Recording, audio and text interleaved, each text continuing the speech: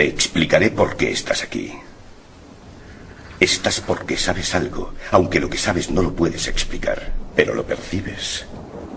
Ha sido así durante toda tu vida. Algo no funciona en el mundo, no sabes lo que es, pero ahí está como una astilla clavada en tu mente y te está enloqueciendo.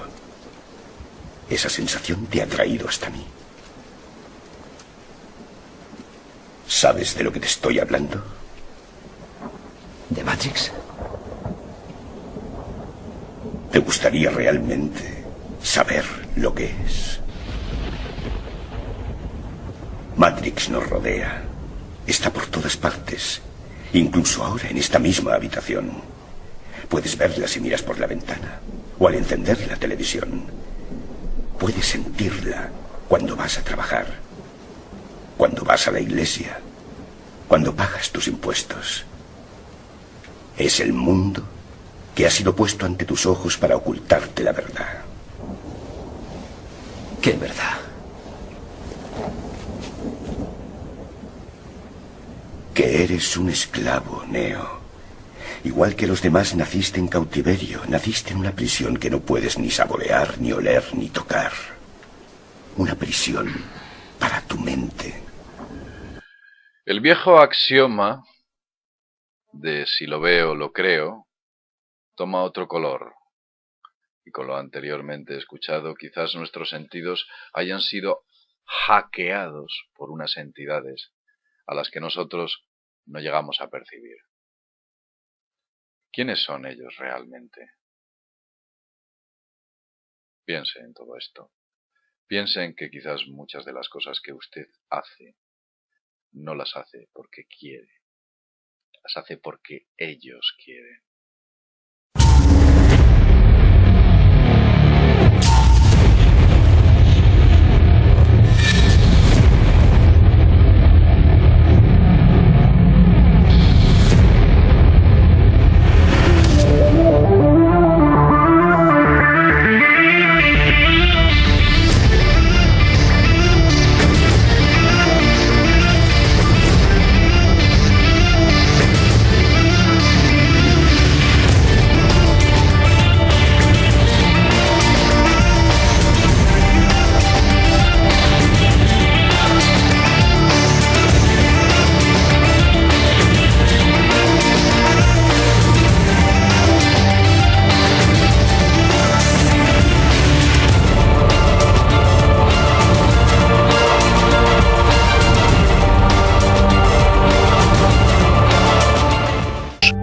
Esta es su historia y la de su influencia en nuestras vidas, influencia que se extiende hasta el presente y que nos obliga a replantearnos el concepto de libertad tal y como lo entendemos.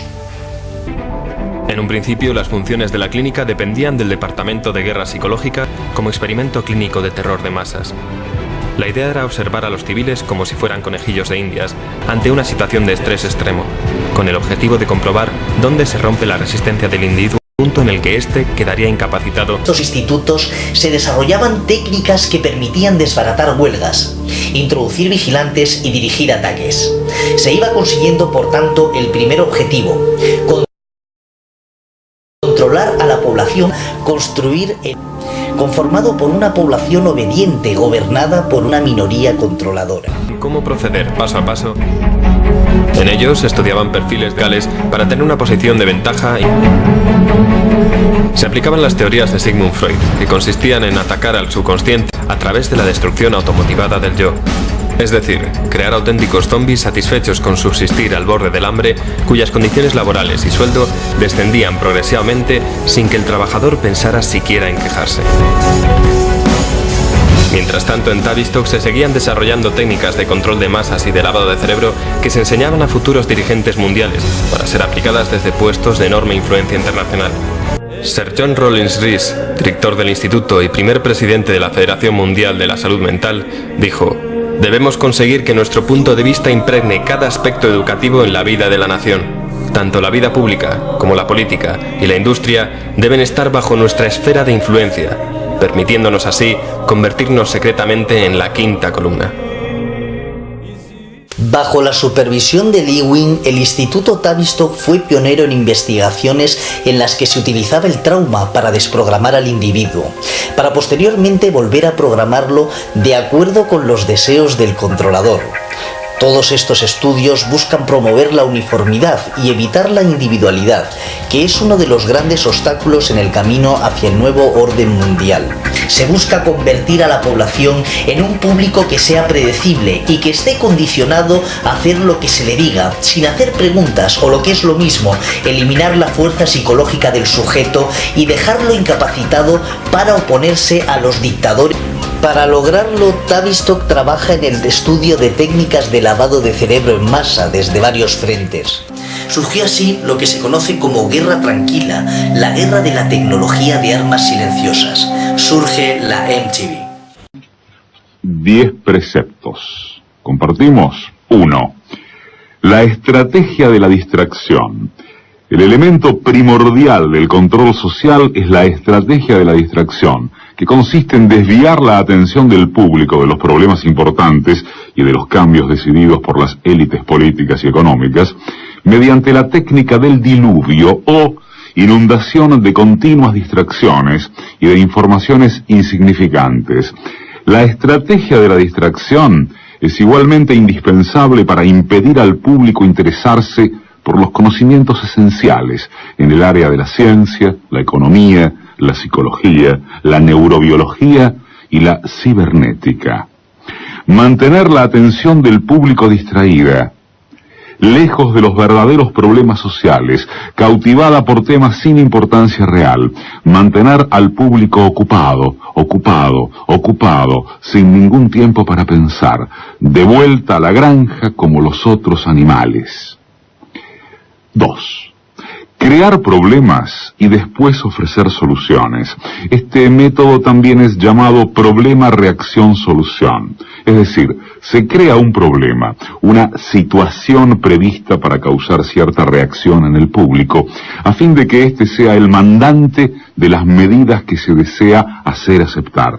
Por ejemplo, dejar que se desenvuelva o se intensifique la violencia urbana, u organizar atentados sangrientos a fin de que el público sea el demandante de leyes de seguridad y políticas en perjuicio de la libertad. O también crear una crisis económica para hacer aceptar como un mal necesario el retroceso de los derechos sociales y el desmantelamiento de los servicios públicos. 3. La estrategia de la gradualidad. Para hacer que se acepte una medida inaceptable, basta aplicarla gradualmente, a cuentagotas, por años consecutivos. Es de esa manera que condiciones socioeconómicas radicalmente nuevas, neoliberalismo, fueron impuestas durante las décadas de 1980 y 1990. Estado mínimo, privatizaciones, precariedad, flexibilidad, desempleo en masa, salarios que ya no aseguran ingresos decentes, tantos cambios que hubieran provocado una revolución si hubiesen sido aplicados de una sola vez. 4. La estrategia de diferir. Otra manera de hacer aceptar una decisión impopular es la de presentarla como dolorosa y necesaria, obteniendo la aceptación pública, en el momento, para una aplicación futura. Es más fácil aceptar un sacrificio futuro que un sacrificio inmediato. Primero, porque el esfuerzo no es empleado inmediatamente. Luego, porque el público, la masa, tiene siempre la tendencia a esperar ingenuamente que todo irá a mejorar mañana y que el sacrificio exigido podrá ser evitado. Esto da más tiempo al público para acostumbrarse a la idea del cambio y de aceptarla con resignación cuando llegue el momento. 5. Dirigirse al público como criaturas de poca edad. La mayoría de la publicidad dirigida al gran público utiliza discurso, argumentos, personajes y entonación particularmente infantiles, muchas veces próximos a la debilidad, como si el espectador fuese una criatura de poca edad o un deficiente mental. Cuanto más se intente buscar engañar al espectador, más se tiende a adoptar un tono infantilizante. ¿Por qué?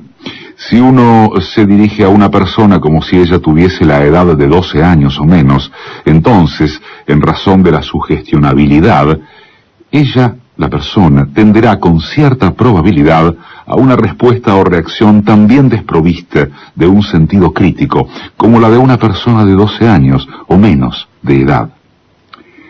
6. Utilizar el aspecto emocional mucho más que la reflexión. Hacer uso del aspecto emocional es una técnica clásica para causar un cortocircuito en el análisis racional y finalmente al sentido crítico de los individuos. Por otra parte, la utilización del registro emocional permite abrir la puerta de acceso al inconsciente para implantar o injertar ideas, deseos, miedos y temores, compulsiones o inducir comportamientos. 7. Mantener al público en la ignorancia y la mediocridad. Hacer que el público sea incapaz de comprender las tecnologías y los métodos utilizados para su control y su esclavitud. La calidad de la educación dada a las clases sociales inferiores debe ser la más pobre y mediocre posible, de forma que la distancia de la ignorancia que planea entre las clases inferiores y las clases sociales superiores sea y permanezca imposible de alcanzar para las clases inferiores. 8. Estimular al público a ser complaciente con la mediocridad. Promover al público a creer que es moda el hecho de ser estúpido, vulgar e inculto. 9. Reforzar la autoculpabilidad. Hacer creer al individuo que es solamente él el culpable por su propia desgracia, por causa de la insuficiencia de su inteligencia, de sus capacidades o de sus esfuerzos. Así, en lugar de rebelarse contra el sistema económico, el individuo se autodesvalida y se culpa, lo cual genera un estado depresivo, uno de cuyos efectos es la inhibición de su acción. Y sin acción no hay revolución. Y 10. Conocer a los individuos mejor de lo que ellos mismos se conocen. En el transcurso de los últimos 50 años, los avances acelerados de la ciencia han generado una creciente brecha entre los conocimientos del público y aquellos conocimientos poseídos y utilizados por las élites dominantes. Gracias a la biología, la neurobiología y la psicología aplicada, el sistema ha disfrutado de un conocimiento avanzado del ser humano, tanto de forma física como psicológicamente. El sistema ha conseguido conocer mejor al individuo común de lo que él se conoce a sí mismo. Esto significa que, en la mayoría de los casos, el sistema ejerce un control mayor y un gran poder sobre los individuos, mayor que el de los individuos sobre sí mismos. Lo escribió el lingüista Noam Chomsky. 10 estrategias de manipulación mediática. Como para empezar a ver el año que viene si siempre va a ser igual. Cambiará alguna que otra cosa, pero alguna de las 10, o las 10, algunas combinadas, otras no, siempre están presentes en la masividad de los medios.